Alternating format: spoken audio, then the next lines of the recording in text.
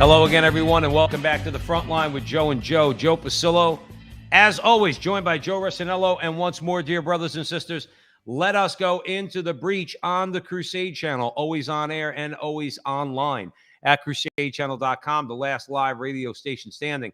Remember that the chat room is always open, the only social media out there worth actually socializing in. That's at crusadechannel.com/chat. And we would encourage anybody who's listening to us to go to crusadechannel.com and become a premium member. A lot of great programming going on with the King Dude, Joe Rossinello. You got the King Dude, Mike Church, Rick Barrett, Brother Andre Marie. Kennedy Hall is there. By the way, just as I mentioned, Kennedy Hall is a great article in Crisis Magazine about pornography. So I would encourage anybody, not now, don't leave us now, but if you get a chance, go on Crisis Magazine. Kennedy Hall's got a really good article about what men can do to fight against and overcome a porn addiction. And it's something that Joe and I hammer on all the time. That's one of the more insidious attacks of the devil. So it's good that men like Kennedy, like us, like King Dude, we're talking about the evils of pornography. I encourage you all to read that and join the Crusade channel. Remember, Joe and I and our producer, Jonathan Ross, we have our website, thefrontlinetv.com, thefrontlinetv.com/subscribe. Joe Rossinello, the operative word there is subscribe. Okay. And we're not asking for the moon and the stars. Of course, we know you support us with your prayers. So we want to just say right off the bat, we thank you for that. If you could throw in $5 a month, that's all we ask. Really, our goal is to have hundreds and hundreds of thousands of people who enjoy the FrontlineTV.com and all the programming, not just Frontline with Joe and Joe. So we would ask you to do that and encourage you to do that. In the meantime, Joe Rossinello, you are notorious for saying, notorious, all right, for talking about bad fruit. Now, why? Why should you? Well, Jesus talked about bad fruit. And, sometimes, Joe, we always ask ourselves, well, is what I'm doing right? Is what I'm doing wrong? Am I on the right path? Am I on the wrong path? Well, Jesus gave us the answer. He said, you will know them by their fruit. And we're not Vatican II bashers. We're far from it, okay? We had on Professor Robert George a while ago. We talked about it, okay? That's not the issue. The issue is the spirit of Vatican II, the hijacking of Vatican II to suit a more modernist, which Pope Pius X called the synthesis of all heresies, a more modernist church. And that's just not right. And we want to talk about that. But we're going to talk about two things in particular. One, we're going to focus on Bishop Robert Barron. Now, he wrote an article. A lot of people, Joe, we get put into these camps. If you mention Bishop Robert Barron, right away, they're expecting you to either love the guy or hate the guy. He's a bishop. If he says something good, we're going to point it out. If he says something we disagree with, we're going to point it out, and we're always going to be respectful, okay? He wrote an article about let's say, religious people or natural religion. And, Joe, correct me if I'm wrong. You've read the Catechism twice, okay? The church speaks of natural religion, the inner desire to belong. There's aspects to religion that, of course, the fullness of which in the Catholic Church, okay?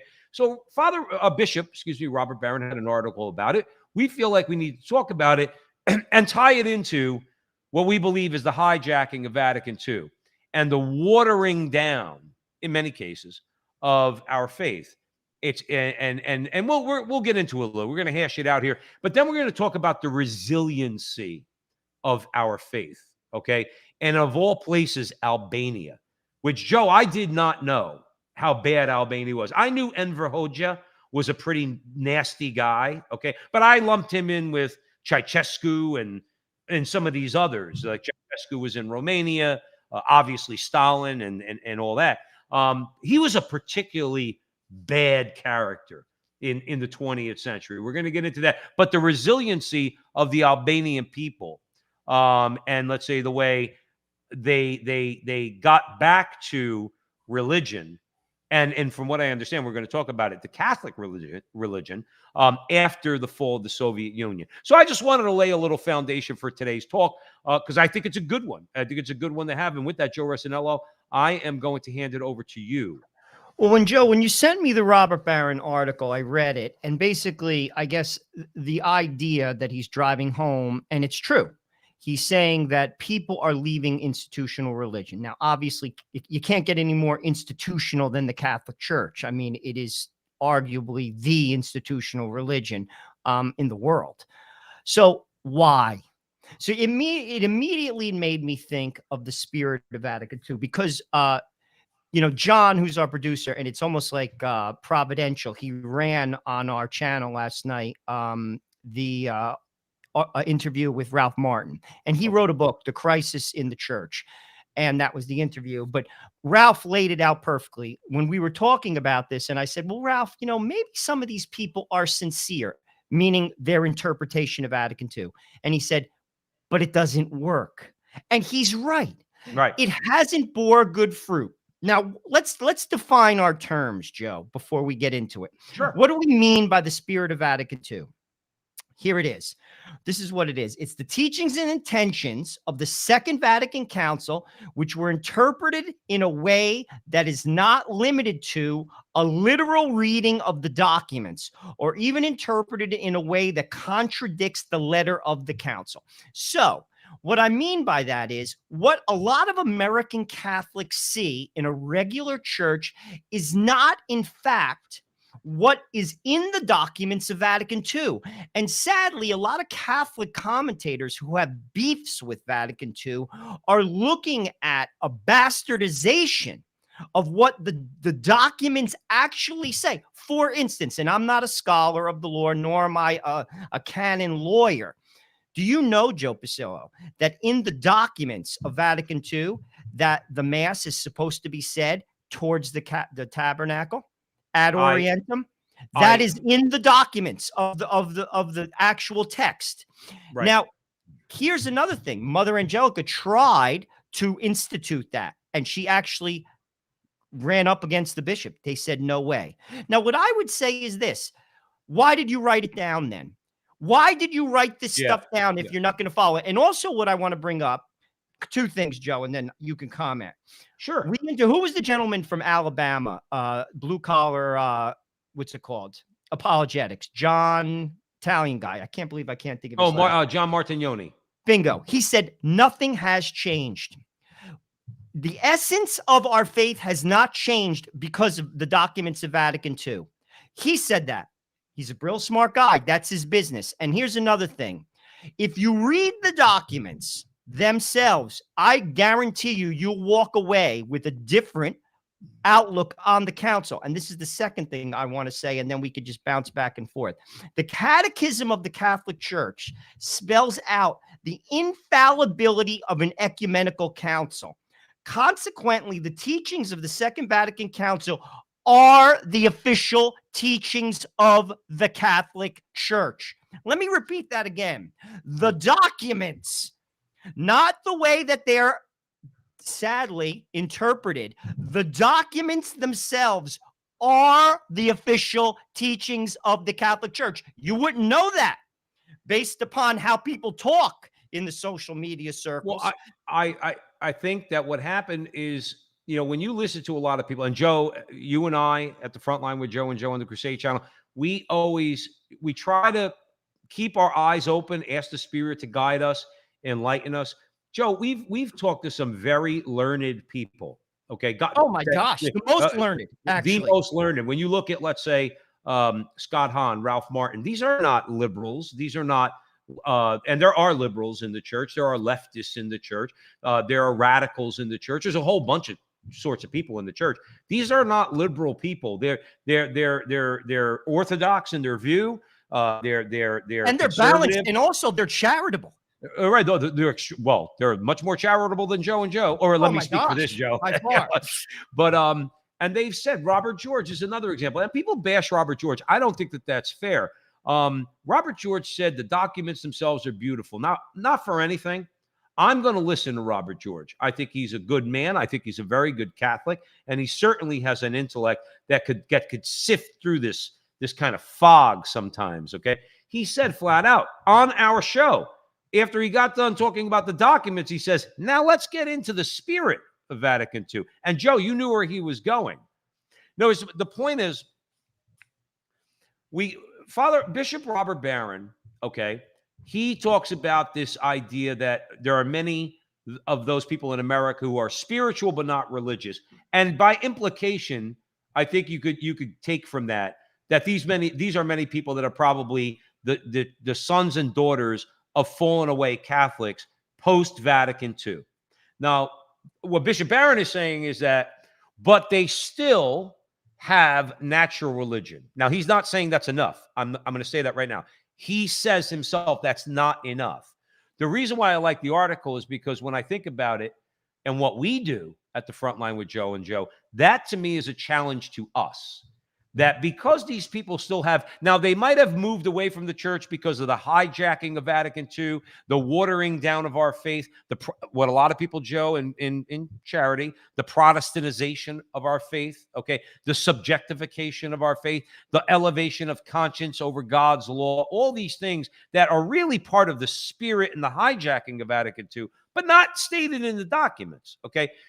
My thing is that if people who Bishop Barron describes as spiritual but not religious, hear people like us who are striving imperfectly to be disciples of Christ. Let's be clear, okay? We are not perfect, and we say that all the time because it's true, all right? But if they hear us talking about the beauty, the goodness, and the truth of all Catholic teachings, then perhaps that's the low-hanging fruit that we in our generation that can bring back to the church. Now, that's what I'm hearing from Bishop Barron. On the flip side, Joe, and I'm gonna flip this over to you. On the flip side, no, but I want your comment. On the flip side, I would say that part of the problem and why these people are spiritual but not religious to begin with is because of the hijacking of Vatican II. So let me leave that with you and see what you think of that. Well, let me first say that all people have a desire for God. So if you want to use the term spiritual, everyone has that yearning for an elevation of the spirit, whether they acknowledge it or not, because we were made by God, for God, to live for God and to be with him for all eternity. Whether you acknowledge it or not, that's the truth. Now, why do people call themselves spiritual? That's the first piece of your question. Because they don't want accountability. It's a way to say I'm spiritual, but I'm not into institutional religion, because institutional religions puts boundaries around your life, as do anything civil, a society, a family.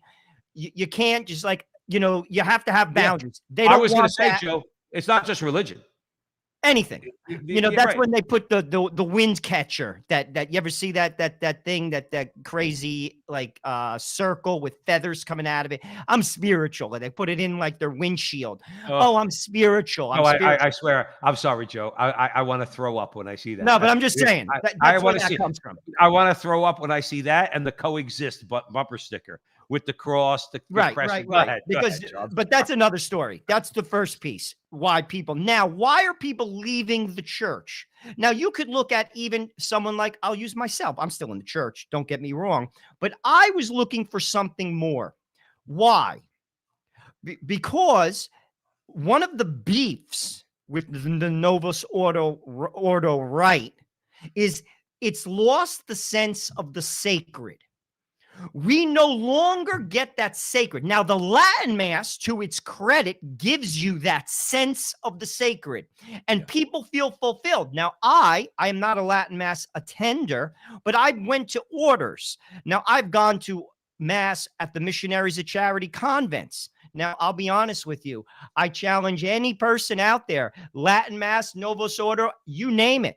Find a holier group of people. They don't go to the Latin Mass. And I'll be honest with you, I've never seen better Catholics ever in my life than those nuns. Novus Ordo Mass. The Mass is said in a very sacred manner. CFRs, Sisters of Life, EWTN. You watch the Mass on TV.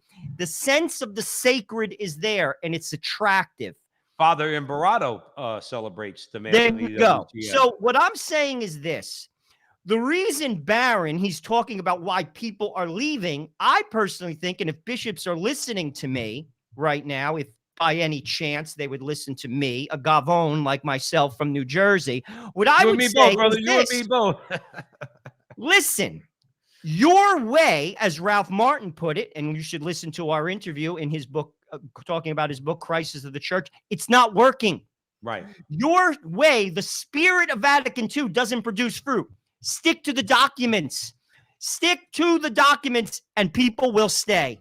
See, this is my thing, Joe, is that when you listen to some bishops, okay, and you explain to them, you say, the fruit is not good. And they say, well, what are you talking about? We have conversions, and they point to statistics. Statistics are not telling the story. Okay, take Cardinal Dolan. Cardinal Dolan, respectfully, Cardinal Dolan has said, look at the numbers since Vatican II. We've had more people come into the church. Your Eminence, we have had people leave the church in droves. And many people who come to the church, okay, are expecting a different kind of church than the church that, let's say, the church that is, the church established by Christ, that has those boundaries, Joe, that you were talking about. And the appeal to those people is usually, I'm sorry, this is the way I'm going to put it. I know this might be off-putting to people. It's a more Protestantized church. Oh, you mean I could go to the church and I can contracept? Because the priest in that parish says I could contracept. The priest in that parish, we covered Father, what's his name? The chaplain of the House of Representatives. He says you could actually be pro-choice and Catholic. It's like, but that's not Catholic, and that's my point, Joe. That's my point. Is that don't tell me we have conversions. The conversion is to the fullness of the truth in the Catholic Church, okay? And the reason why, getting back to Bishop Barron for a second, people have left, is what Father Carapi said 25 years ago when the bishops in South America asked him his opinion, and they said, why are people leaving? And, you know, Carapi, he turned around and he says, they're leaving because of you. It's your fault because you watered it down. Joe, we had on Carter Griffin the other day. We talked to Carter Griffin. He used the word confident, bold. We use the word muscular. That's not machismo. The Catholic faith is a muscular faith. Why? Because that muscularity, Joe, it pushes away the fogs out there. Okay, it's straightforward. It's like the rhino going through the jungle.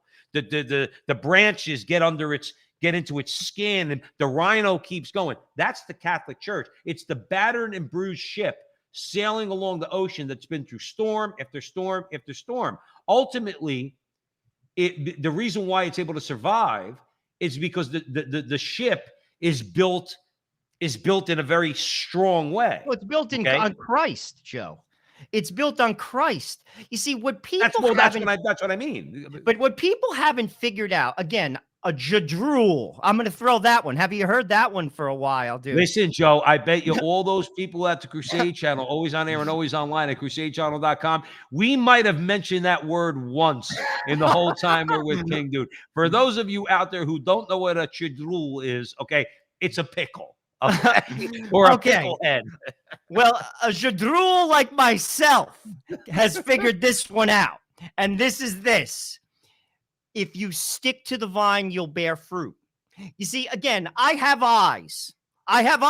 And here's what I have seen in my 3 decades of walking in the faith, the Catholic faith. Orders that stick to the vine. What does that mean? They follow what's on the paper. Right. They bear fruit. They get people to come in, they join, they get vocations, and people flock to them. They bear fruit. Providence takes care of them, and orders that don't. Churches that stick to the vine, stick to what's written, they bear fruit. We have to, the answer is so simple. We don't trust the documents, i.e. Vatican II. So we come up with all these stupid ass programs. We come up with all these felt banners, and this is going to reach people. No one has a better mind than the mind of God. And I'm going to repeat it again. The Catechism of the Catholic Church spells out the infallibility of an ecumenical council. What does that mean? That means you can't say, I don't acknowledge Vatican II. That's what that means in the catechism. So when I hear that, I'm going to be honest with you, I twitch. Joe, And I don't care that you go to what mass, and I don't care if you pay 5,500 rosaries a day. I'm going to repeat it again. The Catechism of the Catholic Church says it's an ecumenical council is infallible. Consequently, the teachings of Vatican II are the official teachings of the church. The problem is we're not following them. well, part of that is you have one camp that says everything in Vatican II needs to be trashed, which we obviously don't agree with. Joe, that's and not Joe, a Catholic camp. I don't think it's I don't think it is either, because you cannot deny that Vatican II is a legitimate ecumenical council of the church called by Pope John the 23rd, who is a saint. That's not the issue. The issue is there's two camps. You have one that says we just need to start over again. Well, not really. Even if 95% of the documents are sound, and the other 5 are ambiguous, and we know all about ambiguity because of our current pope. Okay, well then you deal with the 5%. Then just tighten that up. Right, like you could tighten that up. But the other part of it is those who do not. They say, Joe, and this is the nefarious part. They say, well, we need to go back to Vatican II, but then what? How do you define Vatican II? And yes, unfortunately, Joe, there is a definition that needs to be put on that, which is it the word and the letter of the documents of Vatican II that you want us to go back to? Or is it this hijacked spirit of Vatican II that has led to, and I'll kick it back to you, that has led to the watering down and led to the departure that Bishop Barrett is talking about? And I want to get into that a little bit more, but I want your answer, because that's what it seems to be. It seems to be trash the whole thing or don't question it at all. And I don't think either one of them is very Catholic. What do you think? Well, a couple things. I'd say stick to the documents. We don't see what Vatican II is all about because we're not sticking to the documents. That's number one. Number two, it's the spirit. Who are you? Like in terms of the proverbial, who are you to come up with the spirit of whatever? Listen, I'm a simpleton. I'm a peasant. I read what's on the paper and I do it. Just read what's on the paper and do it. People think they're too damn smart. And here's another thing. The church is not yours to recreate. This goes for the people on the left and it goes for the people on the right. Right. It's not yours to recreate. Read the documents and execute. We have to get more into the Forrest Gump mentality. Why do you put that gun together so well, Gump? Because you told me to, drill sergeant. That's right. That's why. And I'll tell you this. If we stuck to those documents, and I watched the EWTN Mass, outside of the ad orientem aspect of it, I'm butchering the Latin, forgive me, please. That's a pious Mass. That's a beautiful Mass. Of course it is. And here's the thing. If we got back to that and people got this law, they feel the sense of the sacred. I'm going to be honest with you. A lot of this conflict, I believe, with the Latin Mass versus the Novus Ordo Mass, it wouldn't exist, because I actually think people would be fulfilled if we did what the document said as it's written, black and white. Well, Joe, I will put it like this to you. Joe Rossinello, Joe Pasillo on the Crusade Channel, always on air and always online at crusadechannel.com, the last live radio station standing. Joe, I look at it this way. If I've made some statements in my life. Well, let's start with you. You have said, I follow the documents. You've always told our audience, you're a compliance guy. What it says is what I do, okay? We apply that, obviously, to church teaching, okay? I have always said in my life, the reason why I'm a good actor and why directors like to work with me and have in the past, both in film and in plays, is because I'm a good actor, meaning when the director says this is what I want, I'm very good at executing that. My larger point is this. What underlies what I just said? Because I accept the authority of both. Once I've accepted the authority of both, well, then I have to do what they tell me to do. If the director is the authority on a movie set He's the director. Joe, everything that goes on a movie screen for every movie you watch, the director is responsible for that. I don't Director care if there's a genre. guy biting his Absolutely. nail. The director's, if you agree that he's the authority, then you do what he tells you to do. I agree that the church is the authority. So I do what the church tells me to do. If somebody's deviating from church teaching, I say, I don't want to do that.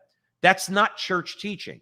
If the church, and some of it, not the church proper, church men, leaders in the church, deviate from Christ, then I have to fall back and say, but that's not right, because I accept the authority of you as the church. But if you deviate from your authority, which comes from Christ, then you're not doing your job. My larger point is that I've been very good in my life that if you tell me what to do and I accept you as an authority, then I'm going to go ahead and do it. And I think the problem with the hijacking of Vatican II is they say, well, I'm looking at the authority of Vatican II. I could do whatever I want. Yeah, but the documents didn't really say that, did it? And yet these people still lean on Vatican II. And by the way, here's another thing, and I'm going to kick it over to you.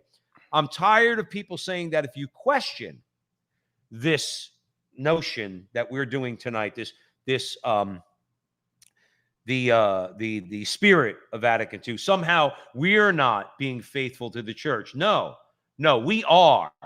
Now, I know the trads have their beef with it, and I don't have a beef with either group, but don't blast guys like us, because we're not being cowardly, because we're trying to find a proper perspective in all this. And I think, Joe, perspective has been lost in a lot of this. What do you think? Well, listen, someone in the chat room said the church has gone wrong since the documents of Vatican II. I will say this. The church has gone wrong since Vatican II, but it's not because of the documents. It's because we're not executing on them. And someone else said in the chat room, the Latin Mass was created by Christ himself. They didn't say the Mass in Latin when Jesus was around. Like, where do you get this stuff? Right. Like in all honesty, once again, I'm a simpleton. I know how to read. Read the documents and then talk to me. Right. What I'm saying is this. The Latin Mass is said in a way that's more sacred. There's no question about that. That does not mean that the Novus Ordo Mass, the sacrament, is invalid. No, anyone who tells you that is twisted. Joe, now, there's not a lot of people. Go ahead. But here's the thing. If we get that sense of sacred and execute on the documents themselves, I think we have a completely different conversation. And here's the thing on both sides. You get people of the spirit of Vatican II that come up with all these insane ideas, insane. And I've seen some of them in plain English. I had a priest tell me once, I couldn't receive on the tongue in a Novus Ordo Mass. This is 10 years, 15 years before friggin' COVID. I'm like, what are you, crazy? Right. What are you, crazy? Like, I didn't go to the seminary. I know you're wrong. Then you have people on the right who are friggin' out of their mind. I read things on Twitter. I'm just like, these people are out of their frigging mind. They're not even Catholic. And the funny part is they think they are. They think they are. They refute the teachings of the church because they're trying to recreate it in their own image. That's just as Protestant as going out the left door. Joe, if trads, let's call them trads, conservatives, okay, those who question the bad fruit of the last 60 years, and Joe, let's face it, we know that there's bad fruit. Again, you and I could talk over it. There's terribly bad fruit. Okay. When you hear some of the stupidity that goes on in RCIA classes, CCD classes, I got thrown out, Joe. I know. I know you got thrown out. All right. And all you were doing was sticking to the documents. That's right. You stick to the documents. Okay. But you stick to the documents and say, there's the door. Get out. They scream at you. Right? They chase you through the door. And it's like, that is the problem. And it leads to a frustration that I would say, and this is where I am very sympathetic to the trads, where you say to yourself, well, then we really need to have Vatican III. Then we really need to sit down as a church. Now, not us, the leadership, the bishops with the Pope, and they need to discuss this, because if there's Joe, remember something. See, ultimately, all authority comes from Christ. Okay. I'm of the sheep as you are of the sheep. We are I not the smell shepherd. like the sheep too, Joe. Well, I do too many times. Okay. The sheep have to listen to the shepherd, and the sheep are not confused by the shepherd. The shepherd does not go out of his way to confuse the sheep. The shepherd's there to protect the sheep from the wolves. That's why he carries the staff. Okay. And if the shepherds, and we know this, and we're not bishop bashers, but let's face it, there's been very bad men in the church in the last even 100 years, okay? And even going back a little bit further than that, okay? When they're not protecting us, when they're not clearing away the fog of war in this spiritual battle that we're in, if they're leaving us confused, okay, then we have to speak up. That's where I am that's where I am trad in that way, where I would say, listen, I'm the sheep. You're the shepherd. I'm supposed to listen to you, but not for nothing. In many ways, you're chasing me into the mouth of the wolves. And I don't know if you think you're doing that or not, but when you and again, remember Pius X pointed this out, Joe, over 100 years ago. Modernism is a very, very, very bad heresy. He called it the synthesis of all heresies. That means Albigensianism, Donatism, Gnosticism, Messianism, all of it, okay? He said that's the synthesis of all heresies. And really, that's what we've been dealing with. And many modernists in the church, they are the ones that propose this spirit of Vatican II, that when you speak out against it, tell me if you agree, Joe, you're attacked. And you don't even have to be what you would call a quote-unquote trad. You could just be a normal guy like us and say, look, man, I just want clarity. I'm a Catholic. I want clarity. And we don't get clarity. And I think that's why Bishop Barron, he did write this. And I've heard him speak about this before. And he's a Vatican II adherent, maybe a little bit more than I'd like, because I'd like to tell Bishop Barron, but Bishop Barron, you do know that there's a Vatican I, a Council of Florence, a Council of Trent, and it goes back 2,000 years. I don't really have to tell him that. But then, like I would say, these people that he's speaking of that have become nuns, or NONES, or spiritual but not religious, Bishop Barron, it's Vatican II that, and this hijacking of it that drove them out in the beginning. So maybe you ought to think about a different way of addressing them. Now, what do you think? Here's the thing. First of all, yes, there were other councils, but Joe, we live in our faith is, what do you call it? It's an apostolic succession. They're all in line. You see, it goes back. Someone in the chat room just put, why do we have to acknowledge the documents of Vatican II? Because it goes away from the Latin. I'm going to tell you, person in the chat room, because the church said so. That's why. Because the church said in Vatican II that you could have the mass in the vernacular. And here's the deal. They have authority and you don't. And here's the deal. It's like in the movie The Untouchables, when they say to Elliot Ness, now that liquor's legal, what are you going to do? And what he says, I'm going to have a drink because you say I can. You see, I'm a son of the church, and I believe what the church teaches and what it writes down. Now, let's not talk about the bastardization of the documents, which has led to bad fruit and which has led to people leaving. And I don't fault the trads. Listen, these are good Catholics. They want a sense of the sacred. God bless you. What I'm saying is I fault them when they start bashing things that are official teachings of the church, i.e. Vatican II. And I'm going to say it again. The Catechism of the Catholic Church spells out the infallibility of an ecumenical council. Consequently, the teachings of the Second Vatican Council are the teachings of the church. And if you don't like that, create your own church. Call it the Church of John Smith and have a storefront, get yourself a nonprofit status, and worship friggin' whatever you want to call it. Because here's the deal.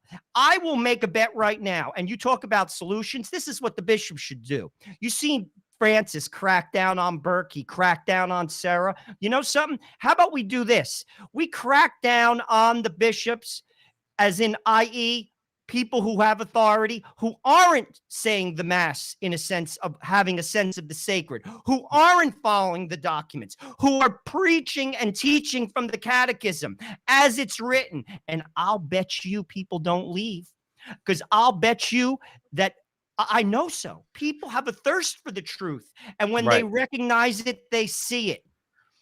Well, they do see it. I think that's why a lot of times, Joe, they leave irreverent parishes. You mentioned before, you mentioned like if you go, like I'll be honest, so like every time I go to mass with the Sisters of Life, I cry because usually the sisters, it's usually because of profession of vows, and they invite a lot of people, and Orly and I are blessed to be able to go there, and they sing the most beautiful hymns. It's the most beautifully reverent mass. One time we went where it was on St. Michael the Archangel on 34th Street, Father Rutler. He celebrated the Novus Ordo, but ad orientem.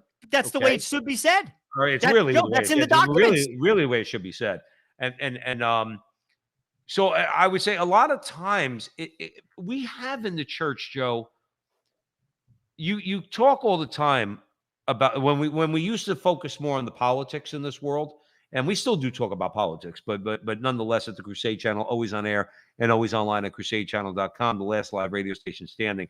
Um, Unfortunately, in the church there are camps, there are tribes, and if there's one thing that's holding us back as a church in the modern world, especially when we need the unity that the devil hates, okay, amongst all people in the church, okay, um, we lack that. We fall into tribes. I think our conversation tonight is, I think, very balanced. I'm not bending the knee to anything. I'm very simply, you and I are very simply saying, um, ecumenical council of the church. Of course, I have to listen to it. There are issues with it. It's borne bad fruit. There are questions that need to be answered that haven't been answered, honestly, for 60 years. And this is going on for decades, by the way. This is not anything new. In fact, this all came about in the 70s. We were kids, where they've been calling for a reform of the reform. So this is going on in the church. The problem is people fall into camps. And the only camp I'm interested in is Jesus and his church. And if you deviate from that, then I have an issue with you. And if you don't, then I don't have an issue with you. That is an example of what I'm talking about. You said the church says that the Novus Ordo is a legitimate mass. That's all I need to know. That's all I That's need to right. know. I don't have to know anything beyond that. You don't now. I'm sorry, you do have some very extreme people in the church. Okay. There's a few of them that come to mind. I'm going to refrain from naming them. Okay. Who actually go so far as to say that a consecration of the Eucharist at the Novus Ordo is a mortal sin and a sacrilege, Joe, they're because not it's, Catholic. well, That's that's not what a Catholic idea. And I'll be as bold enough to call it. Sorry, that is as Protestant as frigging a Baptist storefront church. That's not a Catholic idea. And you don't have to go to the Gregorian to say so. You're creating the church in your own image. Now, don't get me wrong with this conversation. The Novus Ordo Mass needs to be reformed in line with the documents. That's all I'm saying. We're not following the letter of the law, and that's the bad fruit of Vatican II. Because somebody has a kumbaya idea of what Christ is about, and they're twisting and manipulating the documents. right. You see, that's the problem. You know, these bishop conferences, Joe, I'll be truthful with you. They need some straight talking people to go in there. They talk about a bunch. Sometimes I listen to this crap and they put out these memos. I'm going to be honest with you. The answers are simple. First things, the rosary. Go to daily mass if you can. Go to receive in the state of grace. Go to adoration. Your eyes will see very clearly. Joe, I want to cut you off there for a second. You want to know why? I left our parish. My wife and I left our parish. Now we found the TLM parish. Okay. I love it. I really do. When we're going to Arizona, I think everybody knows, please pray for me and my wife and our foster son, who's about to become our legal son. All right. I'm going to continue to go to Latin Mass, but I will tell you this. I left our parish for a number of reasons, not because it was Novus Ordo. That had nothing to do with it, but it is a Novus Ordo parish. But I would walk in there once in a while on a Saturday afternoon to go to confession. The priest who took over from the old pastor didn't have a lot of confessions. However, I walked in on Saturday. Joe, there was about 20 people in there Saturday afternoon praying the rosary. And at the end of the day, in my mind, knowing all the things that we're talking about now, I knew that's where I'm supposed to be. What do you think? People are less pious in a Novus Ordo parish? Like not you. I'm talking about like some people out there. No, we pray our rosaries. We sit in adoration. Okay, all of that takes place in a Novus Ordo parish. Now, some are worse than others, Joe. I'm sorry. No doubt. No, some pastors are just not very good. I'm sorry. Absolutely, 100%. All right. Some pastors are not very good. I want to, Joe, if you don't mind, I want to move the conversation. Let me give you a final thought, and let's move the conversation forward a little bit. I want final thoughts on this from you, please. Well, okay. Someone said in my Novus Ordo Mass, practicing receiving the Eucharist, this is in the chat room, in the hands of lay ministers. By the way, that's not what the documents say. Once again, I'm going to tell you what the documents say. Priests should give out the Eucharist. The only time a lay minister should be used is out of practicality. There's 1,000 people in the church and there's one priest. That's when. Do you know that I went to Mass at Yankee Stadium for the Pope and there was not one lay minister? All priests, Yankee Stadium, 70,000 people. That statement shows to me, once again, you're talking about the fruit, the bad fruit, the spirit of Vatican II. You're not talking about the documents themselves. Now, getting back to what you said, Joe Pasillo, sadly, you have to shop around. Some pastors are off the frigging wall, at least by us. I've been to some churches off the wall, and I will not waste my time, or will I fund them 1 cent. I told you, I go to a Novus Ordo Mass, Polish American. Polish. They have Polish Mass and they have English Mass. The Poles, I have found, say a good Mass. Novus Ordo Mass, it's a good Mass. Right. And here's another thing. I still think it could be reformed. Here's our problem, Joe. Obedience within the clergy and within the laity. Joe, I want to cut you off real quick, but I want to make a larger point. One more final point about Bishop Barron's article, but real quick. Michael Jones made a good point, okay, about this thing with Pope Francis and coming down on the TLM and everything else. Now, I'm not saying I completely agree with it, but he made a good point. He's like, are you going to allow what Pope Francis did to drive you out of the church? Now, that's a very good point and a valid question to ask. I am not in the SSPX. I don't bash the SSPX. Okay, I don't. I know that, just like I don't want to bash anything. I know there's good people there, and I'm just not going to do that. Okay, but the SSPX is in schism. Okay, Joe, you hit it right on the head. There's nothing to bash. Right, like the church. Are you going to allow Pope Francis and his recent rulings? Now, we're not going to comment on that tonight. But that's not going to drive me, Joe. But here's the thing: out of the church. And the Pope thing is, Francis, it's his pastoral approach.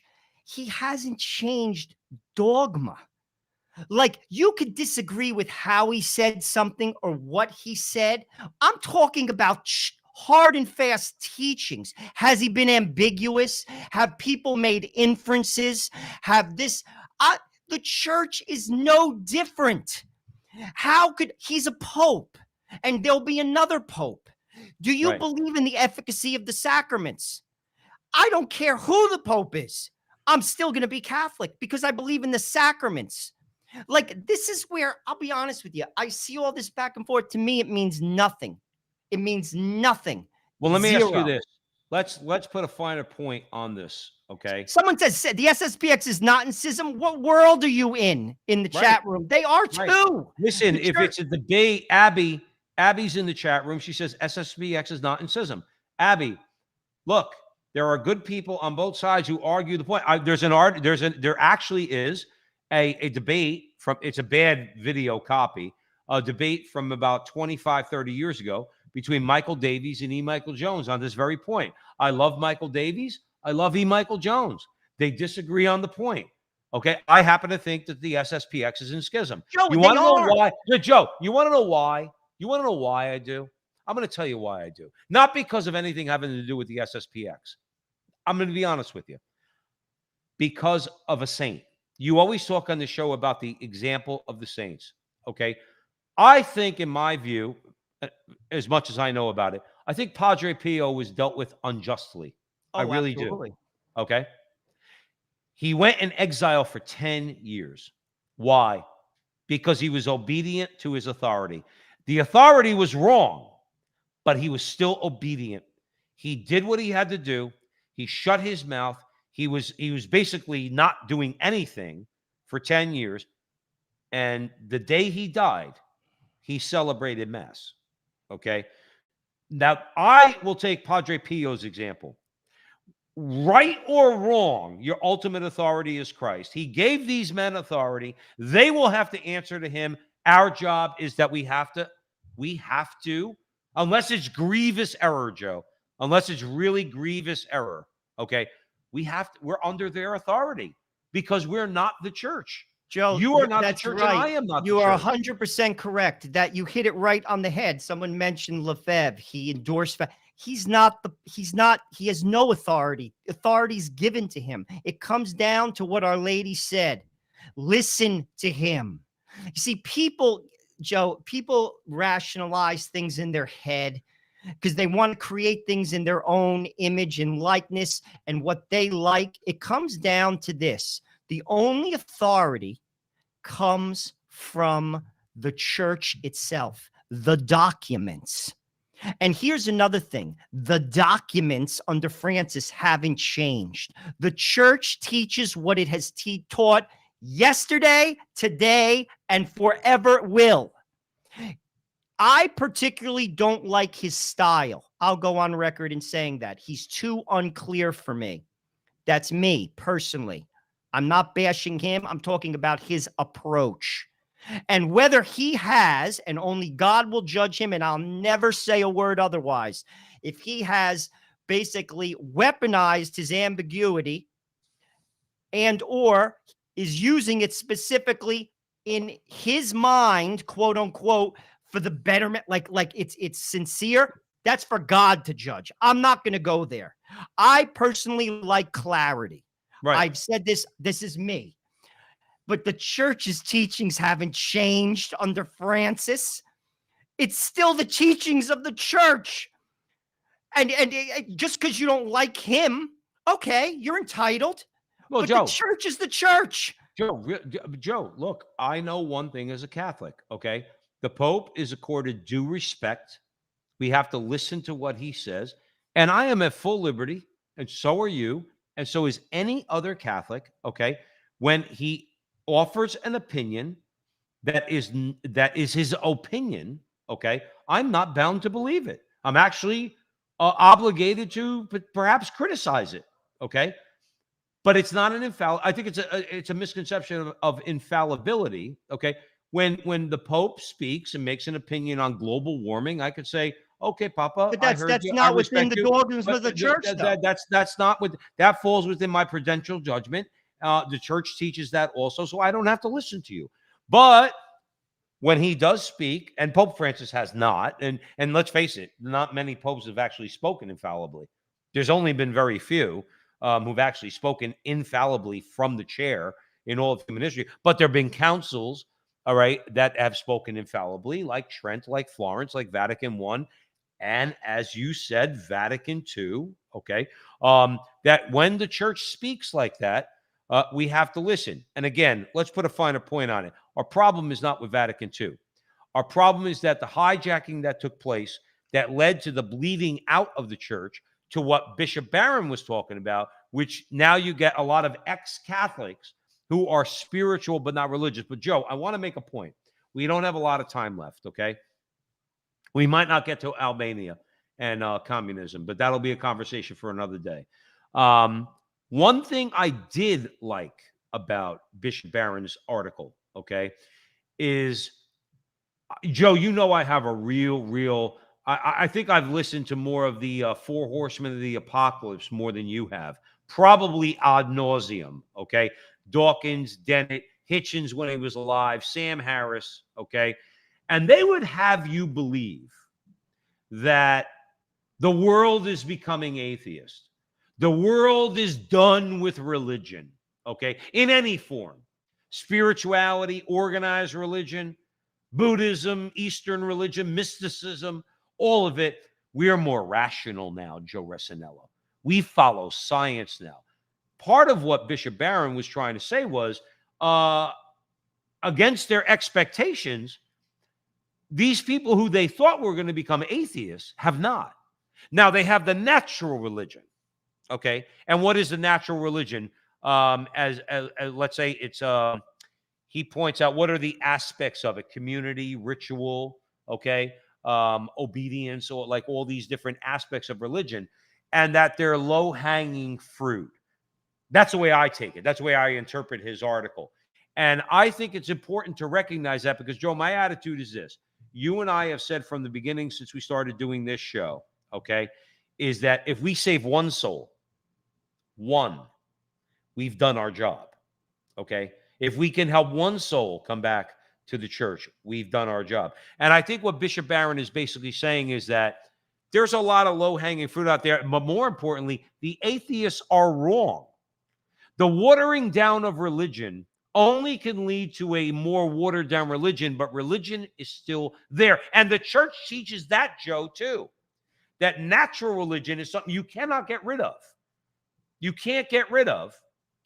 And we need to challenge these people with the gospel in order to bring them back into the fullness of religion, the fullness of truth, which is in the Catholic Church. I want to throw it over to you for that idea. Well, I would agree. I mean, it shouldn't be watered down. And I'll just defer with what Ralph Martin said. The spirit of Vatican II doesn't work. Basically, I'm going on my diatribe is what we see isn't in the documents. That's all. That's it.